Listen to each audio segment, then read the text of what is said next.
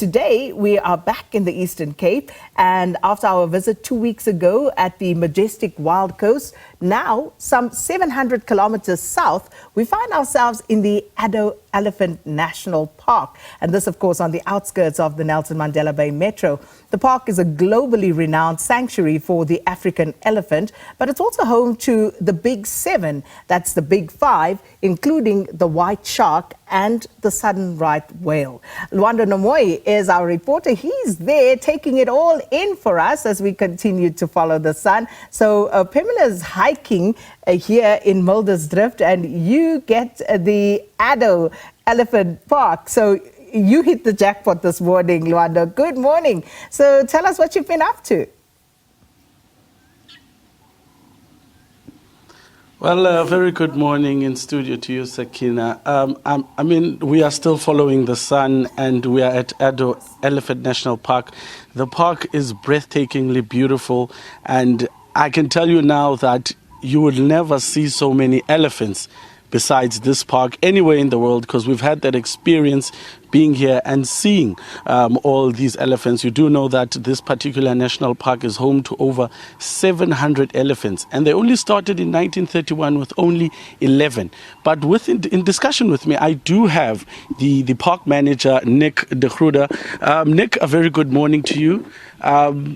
We've crisscrossed the park yesterday, and let's just take us through the journey of the park. Since 1931, you had only 11 elephants. Now you have over 700. That's magnificent. Good morning, and good morning to all the viewers. Yeah, I mean, Addo Elephant National Park was established in 1931, and that was trying to protect the last 11 elephants that was hunted severely through the Eastern Cape. And so through the vision of South African national parks, they built a little camp. That's how Addo Elephant National Park started, with about 3,000 hectares. The elephants was chased by horseback into a little camp. It was fenced around. They put a couple of heaps of soil next to it. They fed them with oranges so people and visitors could come and view them. And today, where we are sitting today, Addo is just under 300,000 hectares now, third largest park in South Africa, and home to 750 plus elephant. So it's been an incredible journey, yeah. Let's just also speak of the Big Seven. You guys are world renowned for the Big Seven, and nowhere in the world could one see this. Let's just talk in terms of your marine extension, because we understand that you've got the great white shark and the southern right whale. Just tell us more about that. Yes, so as the park has grown over the last couple of years, we've always managed the islands out in Goede Bay, Bird Island, Stag, Seal, St. Croix, Jalil Islands. And then in 2019, the larger marine protected area was proclaimed by the minister and gazetted. So the protected area now is 114,000 hectares. Goede Bay was probably one of the most researched marine areas in South Africa, and is also very rich in biodiversity. And it's mainly because it links so well with we've got the largest dune fields in the southern hemisphere, all the way down from Sunday's River mouth, all the way down to Goede Cape. So the marine protected area is established very well and looked after very well. And then obviously, as you mentioned, we're very privileged. We don't talk about the Big Five, we talk about the Big Seven. Because of the southern right whale and the sharks, we also look after what's probably the last and the largest portion of the African penguins, which are managed on Bird Island as well as in St. Croix. And then also the largest gannetry in the world. We've got 98,000 breeding pairs of gannets situated on Bird Island. And just lastly, from 11 elephants to over 700, how do you guys manage the population? Obviously, land would need to be expanded. Just tell us more about that. How do you manage such a large population of this giant mammal? So I think one has to look at in a holistic picture, and as I mentioned, we went from 3,000 hectares to 300, terrestrial 180,000 hectares.